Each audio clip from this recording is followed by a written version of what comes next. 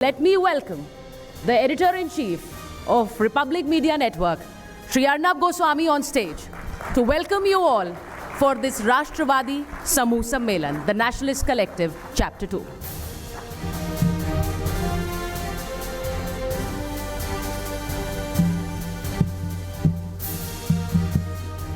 बहुत बहुत धन्यवाद सुचरिता, मृदुल, आप सबको बहुत बहुत धन्यवाद कि आज इस शनिवार के सुबह आप हमारे साथ हैं हमारे कैंपस में।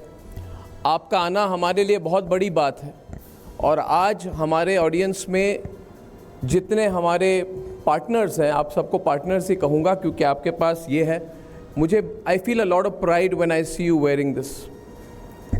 ये नेशनलिस्ट कलेक्टिव को आप लोगों ने अपनाया है और आप लोगों ने ही नहीं अपनाया है, देश भर में आज चेन्नई से लेके पुणे तक नेशनलिस्ट कलेक्टिव यानी कि राष्ट्रवादी समूह को देश भर के लोगों ने एक्सेप्ट किया है। ये हमारे लिए और मुझे व्यक्तिगत तौर से ये हमारे लिए बहुत बड़ी अचीवमेंट है। हम चाहते हैं आप इसी मुहिम को आगे ले जाएं।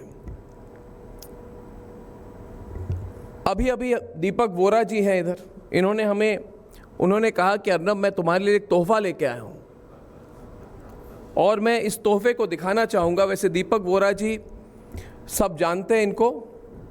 वोरा जी,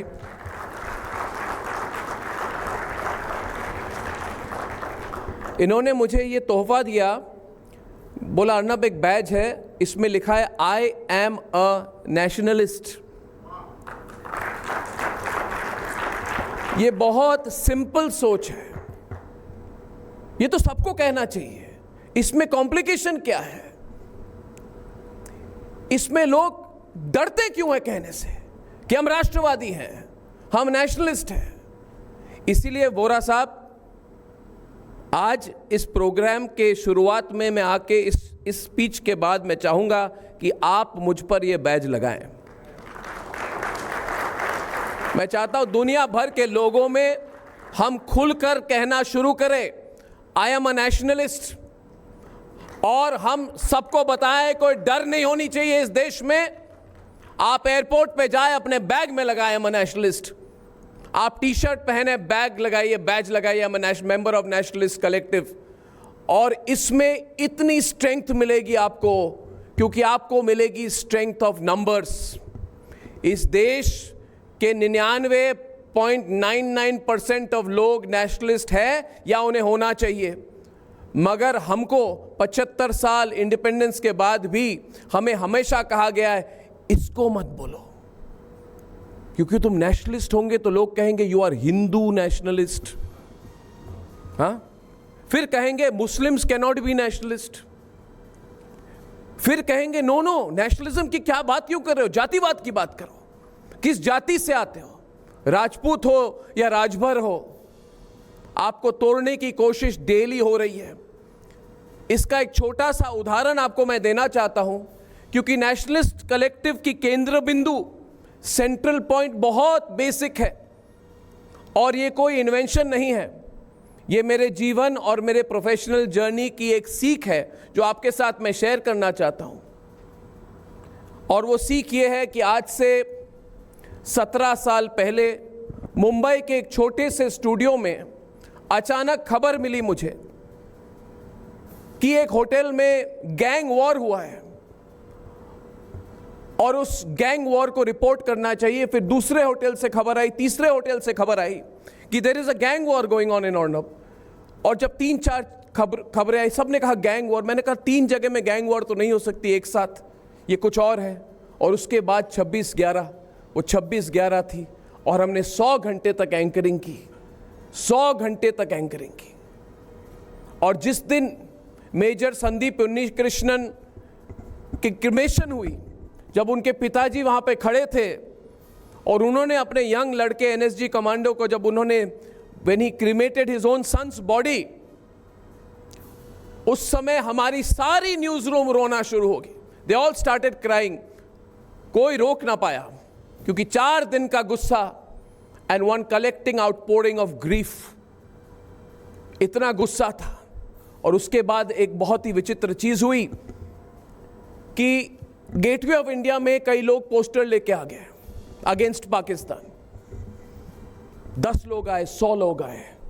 किसी ने कहा ये सरकार की फॉरेन पॉलिसी क्या है, ये अमन की आशा करते हैं, ये कवाली पार्टीज करते हैं। और 100 से 1000, 1000 से 10,000 लोग आ गए। और मैंने कहा कि सब न्यूज़ छोड़ दो, कैमरे भेज दो और लोगों से बात करो। हमने कैमरे लोगों को दिए, हमारा कैमरा लोगों ने पकड़ा, कहा कि हम रिपोर्टर हैं आपके, हम बात करेंगे। और पूरे नॉन स्टॉप लाइव कवरेज हो गई। और उसके बाद दिल्ली से फोन आई, उस समय के जो सूचना प्रसारण मंत्री का फोन आया मुझे कि अर्नब ये क्या हो रहा है तुम्हारे चैनल पर। और मैं खुलकर आपके साथ शेयर करना चाहता हूं, क्योंकि आप समझेंगे इसका स्रोत क्या है, नेशनलिस्ट कलेक्टिव की सोर्स क्या है। तो मुझे कहा कि अर्नब तुम जानते हो कि हम चाहे तो तुम्हारे चैनल को 1 मिनट में बंद करा सकते हैं, किसी पुलिस सब इंस्पेक्टर को भेज के नोटिस देंगे, बंद हो जाएगी। मैंने बोला करिए बंद। तो उन्होंने कहा तुम इन लोगों को माइक क्यों दे रहे हो, वाई आर यू गिविंग। मुझे अभी भी याद है वो फोन कॉल, करीब 1 या 2 दिसंबर की बात है। Why are you giving mics to people. I said people is no give the mics to diplomats, to generals, to bureaucrats, even to politicians. I said why? Because they know. ये जानते हैं पाकिस्तान के बारे में क्या बोलना चाहिए, कितना बोलना चाहिए और किस लक्ष्मण रेखा तक बात करनी चाहिए। I said वो लक्ष्मण रेखा किसने पार की है? बोले ये लोग जिनको आपने माइक दिया, इन्होंने वो लक्ष्मण रेखा तोड़ दी है। एंड इन्होंने कहा, तो मुझे लगा उस समय कि कुछ तो इनसिक्योरिटी इन पॉलिटिशियंस में है, किनको लगता है कि अगर the mic is given to the people, if the mic is given to the people, this country can change. और हमें इस राष्ट्रवादी समूह को सेंटर बनाकर उस लक्ष्मण रेखा को तोड़ना है और उस लक्ष्मण रेखा को तोड़ेंगे। We will break the rules where nationalism is not supposed to be spoken about. उस समय ऐसा था कि फिल्म डायरेक्टर को 26/11 के साइट में ले जाते थे कि ऐसे फिल्म बनाओ रामगोपाल वर्मा जी, मगर राष्ट्रवाद की बात करेंगे तो कहेंगे तुम्हें लॉकअप में डाल देंगे, तुम एंटी नेशनल हो। इस कंट्री में nationalist have been called anti national and टुकड़े टुकड़े gang has been called intellectual in this country. इसको बदलना होगा। We have to realise we are the country of Swami Vivekananda, pure nationalism, devoted nationalism, एक ही वाद राष्ट्रवाद। और एक बार अगर हम कहें एक ही वाद राष्ट्रवाद, then nothing is required in this country. हमारे ऑडियंस में पॉलिटिशियंस भी है। I have no problem with politicians, उनको प्रॉब्लम है मेरे साथ, और प्रॉब्लम है, रहेगी, ये इंस्टीट्यूशनल प्रॉब्लम है। मगर देखिए, politicians can not do everything. Politicians have their requirements and their compulsions. It's the people who must give direction.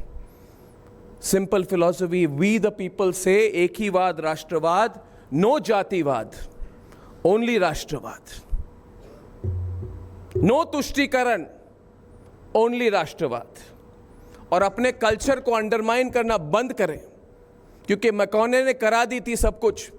Sanskrit को हटा के अंग्रेजी, उसके पहले संस्कृत को हटा के पर्शियन, हर फॉरेन लैंग्वेज को लाया जाता है, कहा जाता है कि we are the melting pot of the world.